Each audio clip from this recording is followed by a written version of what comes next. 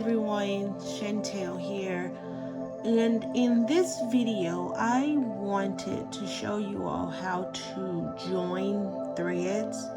This is actually a design for my daughter. She loves mermaids, and of course you see the mermaid tails, and those are her initials. If you've watched my previous videos, you know what all of these over here are and what everything over here is.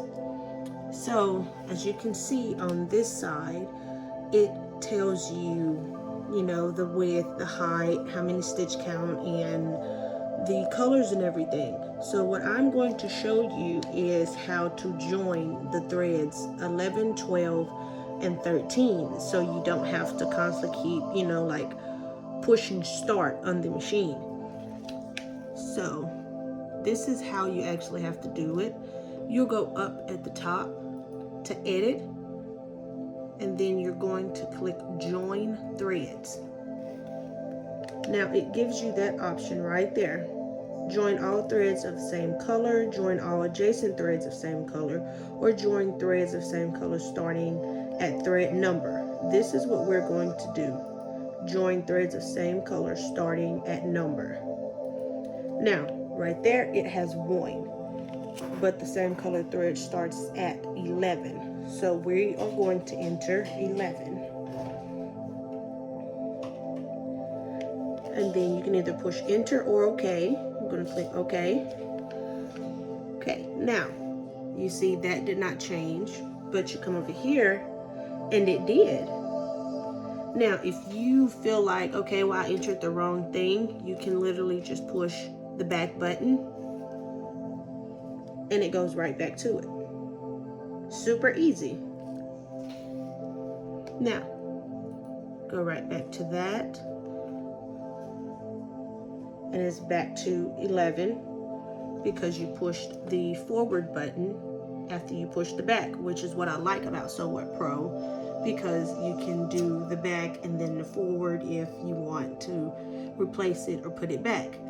Now, I'm not sure if I showed you all in the other video how to change the color threads, which I can actually do that right now because my daughter does not like green. She likes pink, blue, and purple. So this right here is the color that I'm going to change.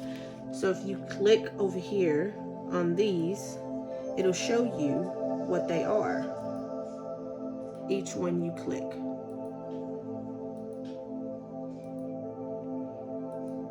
And then we get to that tail right there.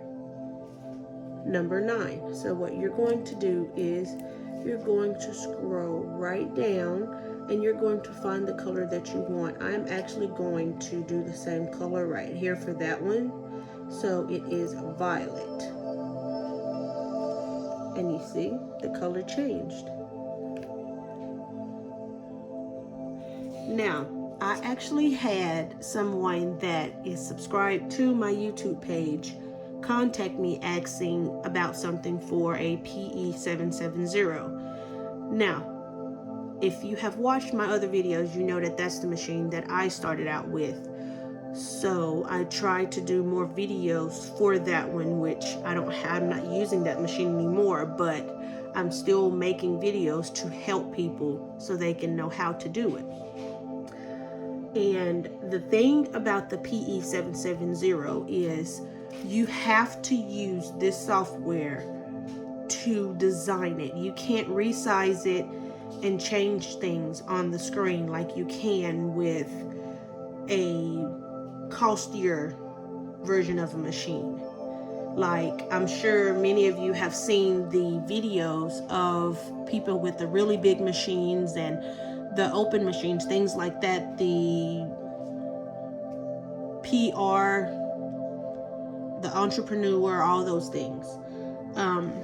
You can't do that with a PE770. So if you need something to be smaller or bigger or things like that, you have to do it on the software that you're designing. Just like this hoop, it is actually if you can see that, hopefully it's not blurry. Now with the PE770, you only have a 4x4 and a 5x7. Now, if you purchased the Embroidery hoops, they do come with a 2x2 and a 5x12, but the 5x12 is the biggest that you can do on a PE770, and that's with you moving the frame, which I'll actually do a video using my PE770 so you can see how you do that with a 5x12. But I wanted to show you all this and mention that, and I don't want this video to be super long, so this is really all that I wanted to show you. But once you edit, please remember to save, because if you exit off of this and you do not save, you'll have to go on, you have to do the entire thing over again. So as always, thank you all so much for watching, and you all have a very, very blessed day.